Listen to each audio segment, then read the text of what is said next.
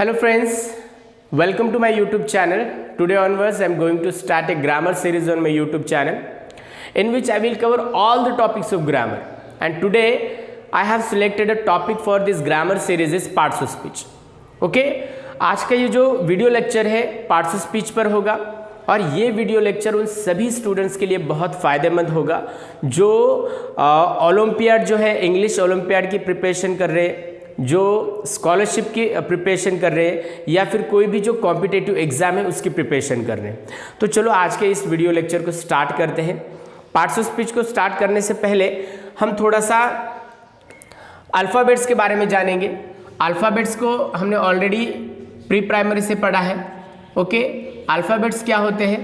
तो alphabets a group of letters, क्या होता है?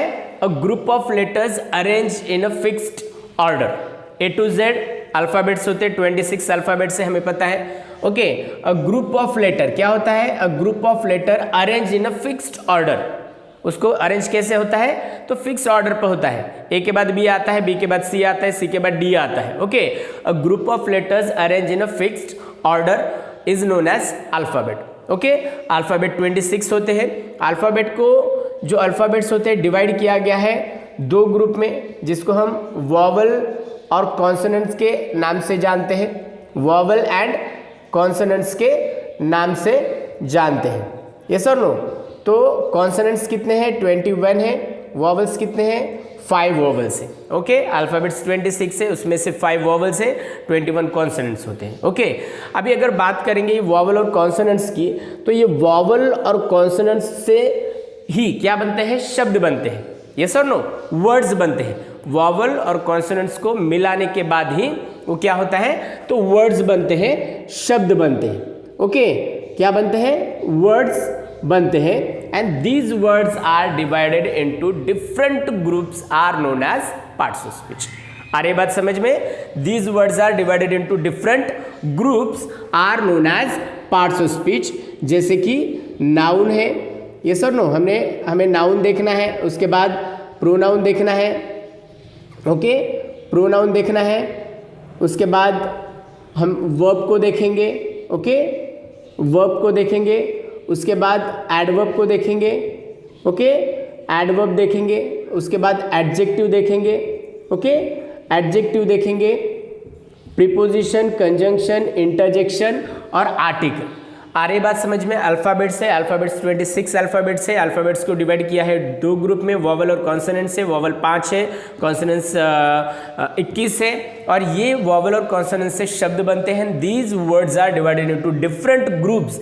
नाउन का एक ग्रुप है, प्रोनाउन का एक ग्रुप है, वर्ब का एक ग्रुप है, एडवर्ब का एक ग्रुप है, एडजेक्टिव का एक ग्रुप है, प्रीपोजिशन का एक ग्रुप है, कंजंक्शन का एक ग्रुप है। So words are divided into different groups are known as parts of speech. आ रही बात समझ में? Words are divided into different groups are known as parts of speech. तो अभी हम पार्ट्स ऑफ स्पीच की तरफ बढ़ेंगे। पार्ट्स ऑफ स्पीच होते क्या है ये इसको हम जानेंगे। ओके, बहुत ही सिंपल लैंग्वेज में आपको एक्सप्लेन करने की कोशिश कर रहा हूं अभी। तो देखो, parts of speech, parts of speech.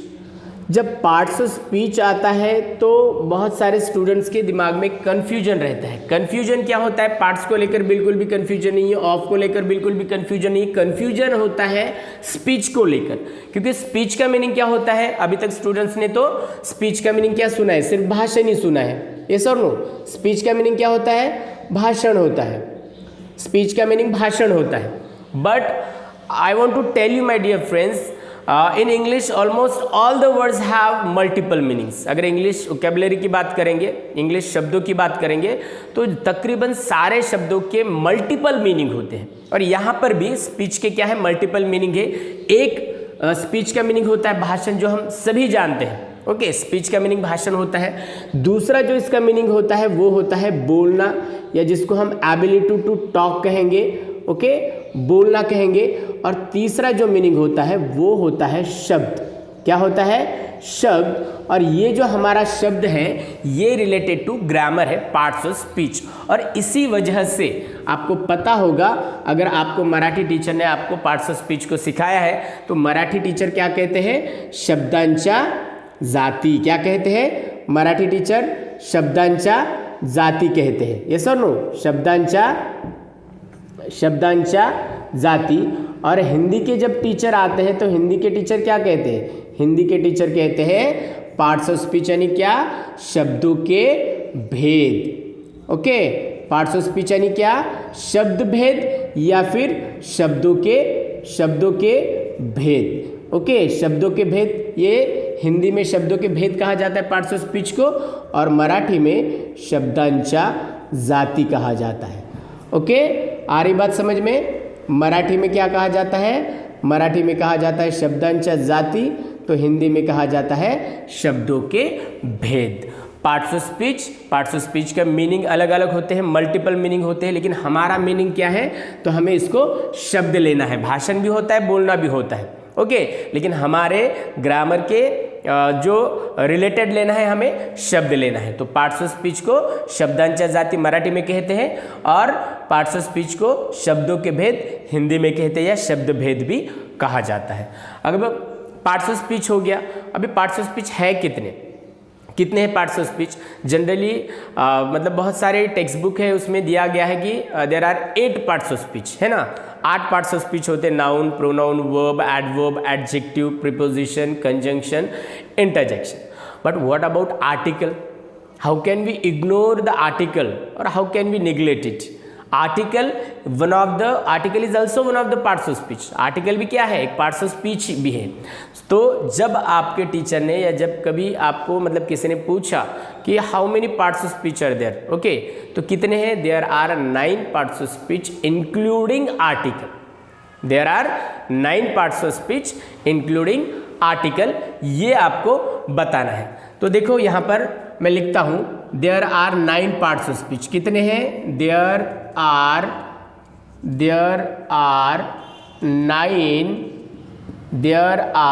9 parts of speech. Okay, there are 9 parts of speech including article. including क्या है, article. including article. कौन से हैं, सबसे पहले हम बात करेंगे नाउन की। ओके, नंबर 1 पर नाउन आना है, और सीक्वेंस जो है ऐसे ही सीक्वेंस रहने देना है आपको। सेकेंड पर आएगा प्रोनाउन। ओके, नाउन के बाद आएगा प्रोनाउन। थर्ड नंबर पर आएगा वर्ब। ओके, थर्ड नंबर पर आएगा वर्ब। फोर्थ नंबर पर आएगा एडवर्ब। ओके, वर्ब के बाद एडवर्ब, मतलब ये लर्न करने में आपको आसानी होगी, वर्ब एडवर्ब। फिफ्थ नंबर पर हमें लेना है एडजेक्टिव को। फिफ्थ नंबर पर एडजेक्टिव को लेना है। ओके, फिफ्थ नंबर पर एडजेक्टिव। 6 नंबर पर प्रीपोजिशन को लेना है, प्रीपोजिशन। ओके, नेक्स्ट हमें लेना है 7th नंबर पर कंजंक्शन।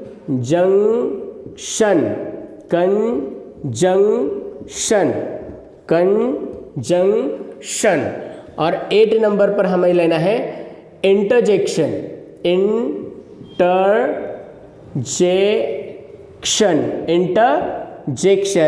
और 9th नंबर हमारा क्या रहेगा, तो आर्टिकल रहेगा। क्या रहेगा, article. Okay, so these are the 9 parts of speech. कितने पार्ट्स ऑफ स्पीच हो गए, 9 पार्ट्स ऑफ स्पीच है इंक्लूडिंग आर्टिकल। अगर अभी आपको इसके बाद किसी ने पूछा how many parts of speech, तो आपको बताना है there are 9 parts of speech including article.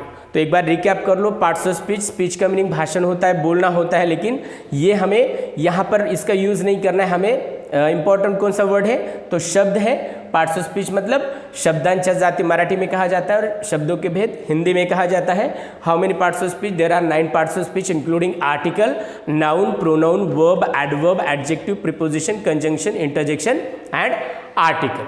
Okay, तो ये है पार्ट्स ऑफ स्पीच के बारे में। इसके बाद हम देखेंगे एक के बाद एक नाउन क्या होता है, प्रोनाउन क्या होता है, वर्ब क्या होता है, एडवर्ब क्या होता है, एडजेक्टिव क्या होता है, प्रीपोजिशन क्या होता है, कंजंक्शन क्या होता है, इंटरजेक्शन क्या होता है, आर्टिकल क्या होता है। ओके, नंबर 1 पर हम देखेंगे नाउन। ओके, नाउन क्या होता है? Noun is the name of person, place, thing, bird and animal. Okay, noun क्या होता है? Noun is the name of anything. Okay, noun is the name of person, place, thing, bird and animal. Noun is the name of anything. इसके आगे जाकर मैं आपको ये बताऊंगा। ओके, आपके आंखों के सामने जो कुछ दिखाई दे रहा है वो सब कुछ नाउन है। ओके, नाउन क्या है? जो कुछ आपके आंखों के सामने दिखाई दे रहा है, जहाँ पर आप बैठे हो, जहाँ पर आप खड़े हो, जो कुछ आपके आजू बाजू आपके सामने जो दिखाई दे रहा है वो सब कुछ नाउन है।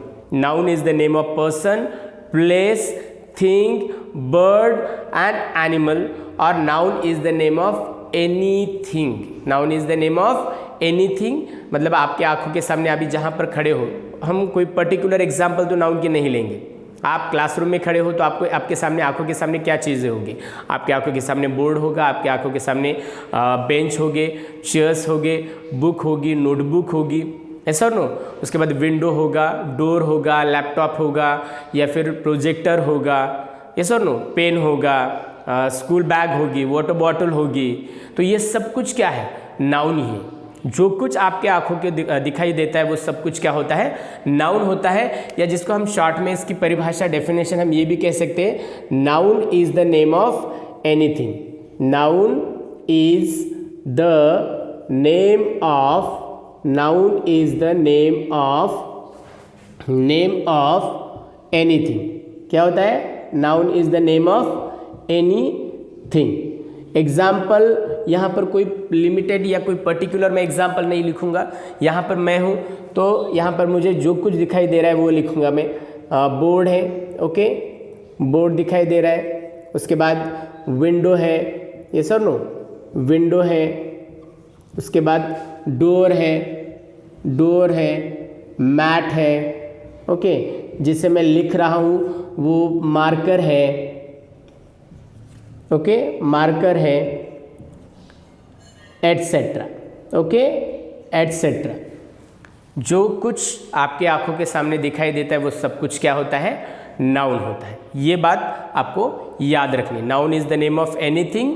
आपके आंखों के, आप चाहे फिर क्लासरूम में हो, ट्यूशन में हो, जहाँ कहीं भी हो, आपको अगर आपके टीचर ने कभी क्वेश्चन पूछा, stand up and tell me few example of noun, तो बिना डरे आपको बोलना है जो आपकी आंखों के सामने दिखाई दे रहा है वो सब कुछ क्या है? नाउन है।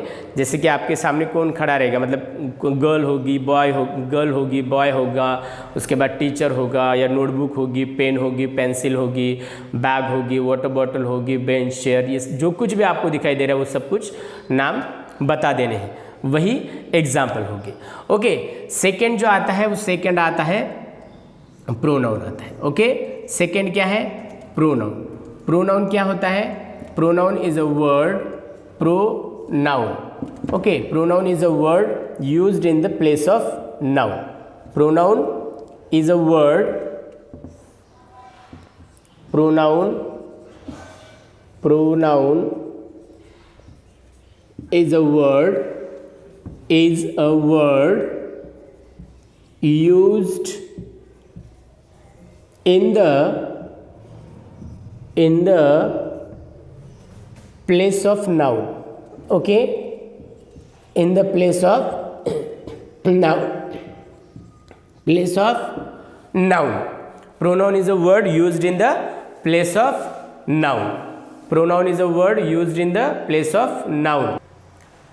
Pronoun is a word used in the place of noun to avoid the repetition. Okay, ये प्रोनाउन क्या होता है? नाउन की जगह पर इसका यूज़ किया जाता है। किसके लिए? तो रिपीटेशन को अवॉइड करने के लिए। इसमें प्रोनाउन क्या है तो हम यहाँ पर बात करेंगे प्रोनाउन की। जैसे कि आई है, ओके, ही है, शी है,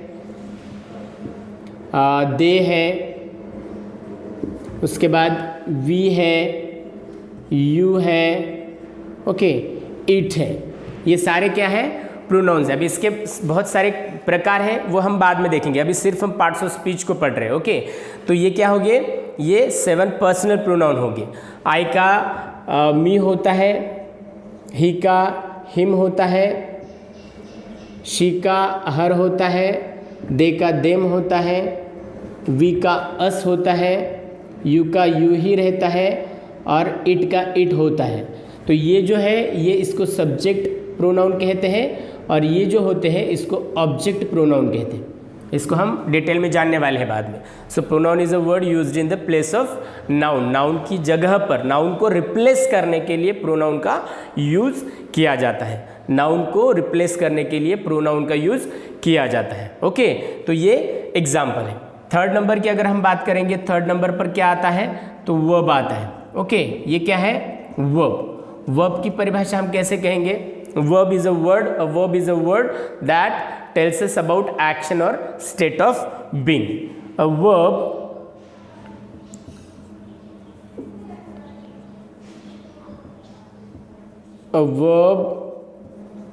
is a word that tells us about action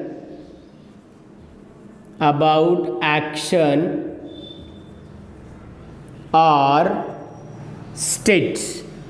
okay, अवस्था, एक्शन और स्टेट, मतलब जो वर्ब्स होते हैं वो सिर्फ हमें एक्शन के बारे में ही नहीं बताते, बल्कि वो स्टेट के बारे में बताते। स्टेट मतलब राज्य नहीं, स्टेट मतलब अवस्था। ओके, तो जैसे कि अगर यहाँ पर प्ले है, जैसे कि ये प्ले है। ओके, प्ले ये क्या है, वर्ब है।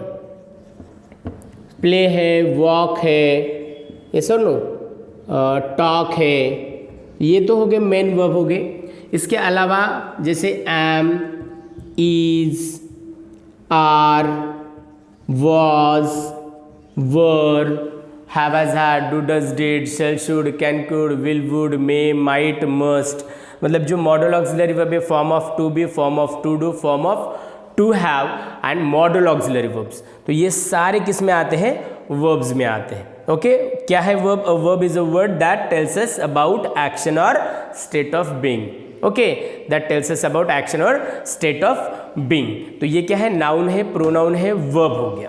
ओके, अब इसके बाद हम देखेंगे adverb. Okay, adverb, ad plus verb. अगर आप देखोगे तो ये एडवर्ब जो है दो शब्दों से बना हुआ एक वर्ड है, एडवर्ब।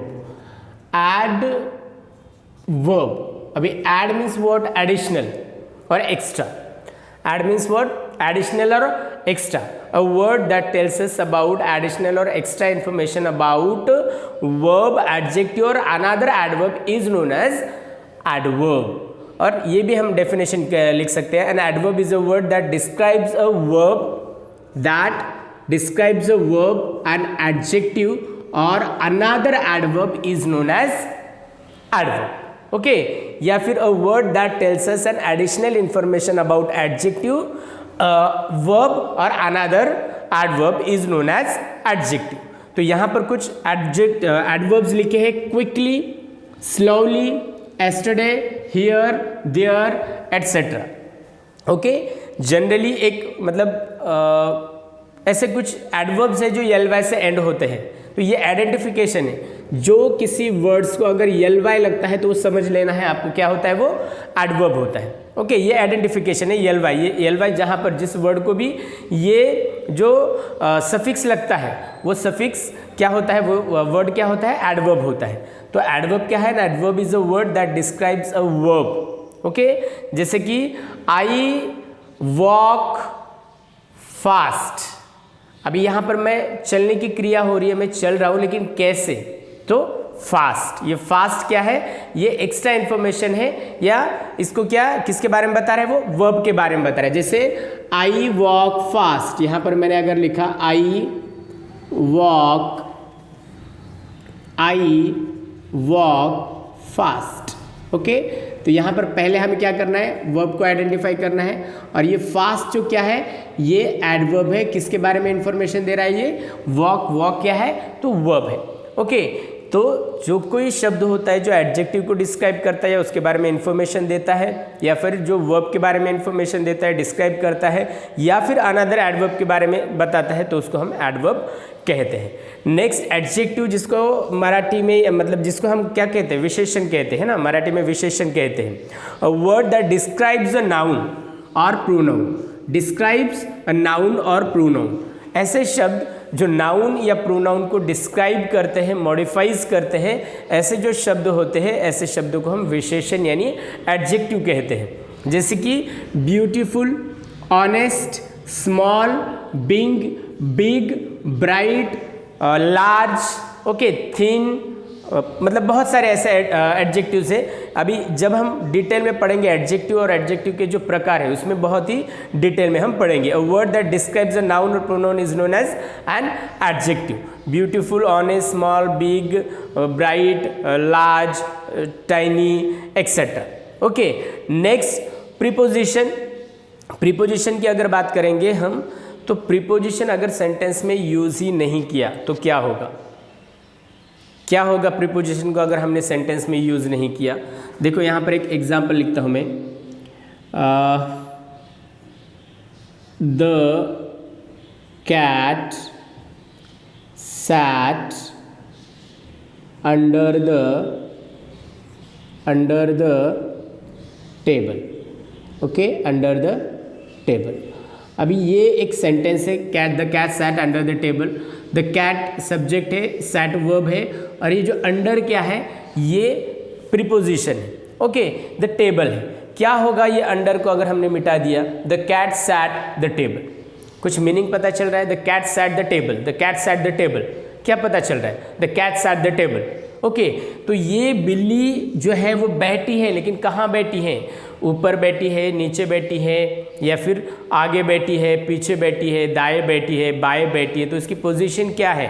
वो पोजीशन बताने का काम कौन करता है? तो प्रीपोजिशन कहते हैं, प्रीपोजिशन कहते हैं। ओके, प्रीपोजिशन हम इसकी डेफिनेशन ऐसे भी कर सकते हैं। Preposition is a word that tells us exact position of something और someone, exact position of something और समवन। लेकिन ये जो डेफिनेशन है वो सारे प्रीपोजिशन को लागू नहीं होती। तो ये a word that shows the relationship between noun और pronoun to other word is known as preposition. Okay, यहाँ पर लिखा है जैसे कि ऑन है, अंडर है, बिटवीन है, बिसाइड है, बिलो है, उसके बाद बिलो है, बिहाइंड है।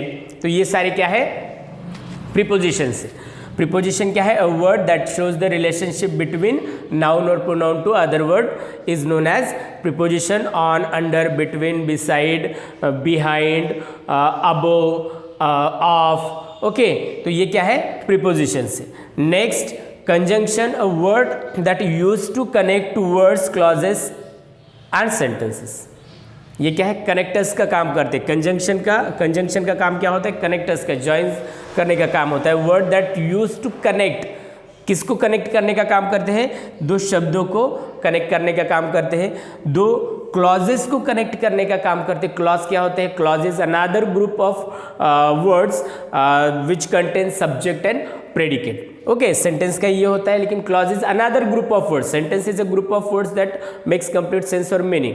Clause is also another group of words that contain subject and predicate. तो ऐसे क्लॉजेस को जोड़ने का काम करते हैं और सेंटेंस को जोड़ने का काम करते हैं कंजंक्शंस। जैसे एंड है, बट है, फॉर है, और है, एट है, फॉर है, it is. Okay, and, but, for, और, उसके बाद जैसे हम इसको अगर फैन बॉयज कहेंगे, fan boys, fan boys. Okay, fan boys. F for and, nor, but, at, और ये सो। तो ये कुछ कंजंक्शंस है। सो ये हो गया एडवर्ब, एडजेक्टिव, प्रीपोजिशन, कंजंक्शन। अभी बाकी इंटरजेक्शन और आर्टिकल को हम देखेंगे। Okay,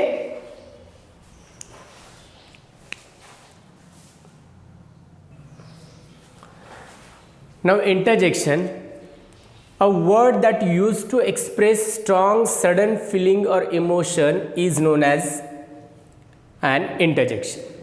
Okay, a word that used to express strong sudden feeling or emotion. Strong sudden feeling, जो अचानक आए वाली भावनाएं होती हैं, बहुत सारी ऐसी बातें होती है जो हम प्री प्लान नहीं करते। ओके, अगर हमें कहीं ट्रिप पर जाना है तो वो प्री प्लान होता है। ओके, स्कूल में जाने का भी हमारा प्री प्लान होता है, या कहीं पर जाने का जो होता है तो वो प्री प्लान करते हैं। बट हम मतलब कहीं जा रहे हैं और सडनली हमारा पैर फिसल गया, तो वो तो प्री प्लान हमने घर पे नहीं किया था ना, कि मैं अभी यहाँ से जाऊँगा, मेरा वहाँ पर पैर फिसलेगा और मैं बोलूँगा अरे बाप रे, ऐसे तो नहीं होगा ना, वो प्री प्लान नहीं होता। तो a word that use to express strong sudden feeling, जो अचानक आए वाली भावनाओं को एक्सप्रेस करने के लिए जिन शब्दों का प्रयोग किया जाता है उन शब्दों को हम इंटरजेक्शन कहते हैं। जैसे अलाज, अरे रे, अलाज वी लॉस्ट द मैच, वाह व्हाट अ ब्यूटीफुल डिजाइन, ऐसा और नो, ये भी एक अचानक आए वाली भावना है। उसके बाद hurray we won the match, हमारे हैप्पीनेस को जो एक्सप्रेस किया जाता है ये hurray we won the match.